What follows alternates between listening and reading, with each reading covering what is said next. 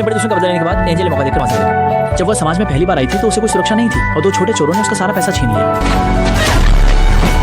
जल्दी करो।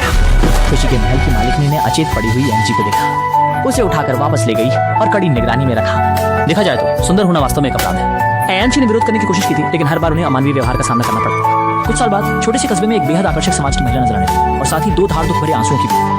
सभी पुरुष उससे मिलने के लिए अपनी सारी संपत्ति देने के लिए तैयार होते हैं, लेकिन उनमें से कोई भी सच्चे दिल से नहीं होता। उनके लिए यही है कि फूलों के नीचे मरने को तैयार रहना। जीवन कभी नहीं, आजादी कभी नहीं और उम्मीद कभी नहीं। जब तक जैक से नहीं मिला तब तक उसकी विद्रोही भावना नहीं जागी थी। वह यहाँ से जाना चाहता था, प्रेम के लिए नहीं बल्कि अपने लिए। वह अपने लिए जीना चाहता था, इसलिए उसने मालिक को इस्तीफा देने का प्रस्ताव रखा, लेकिन सोच भी नहीं सकता था कि उसे मारपीट सहनी पड़ेगी। उसी समय जब वह अत्यंत दुखी था, जैक फिर से दिखाई दिया।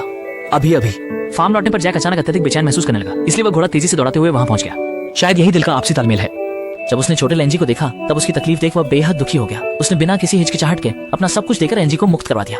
हालांकि गंभीर रूप से घायल है, फिर भी एंजी इस गरीब लड़के जैक के साथ जीवन बिताने के लिए तैयार नहीं है। जो विलासिता का जीवन जी चुका हो वह साधारण को कैसे सह सकता है? और फिर उसे लगता है कि पुरुष केवल उसे चोट पहुंचाएंगे। इस दुनिया में अच्छे पुरुष होते ही नहीं। लेकिन जैक को जैसे परवाह ही नहीं थी। जैक की देखभाल में एंजी जल्दी ही ठीक हो गई, लेकिन हर कोई जानता था कि ठीक होते ही उसने भागने की पहली कोशिश की। फिर भी जैक का कुत्ता छाया की तरह उसका पीछा करता रहा, तो एंजी ने उस कुत्ते को रोकने की चाल चल दी।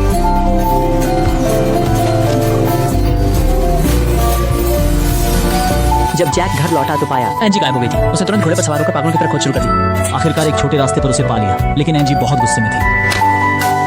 आवेश शैतान होता है, उसने गलत समझा। जैक ने उसे भोजन और पानी दिया और कहा कि ठंड में अधिक कपड़े पहनना चाहिए। फिर उसने कहा अगर तुम आगे बढ़ती हो तो वे तुम्हें उस गंदे स्थान पर पकड़कर फिर से सताएंगे, लेकिन अगर तुम वापस आना चाहते हो तो मैं हमेशा तुम्हारी रक्षा करूंगा। फिर घोड़े पर चढ़कर थोड़ा शांत से चला गया। ये अंजी ने सुनी हुई सबसे कोमल धमकी थी। शायद ये भावुकता थी।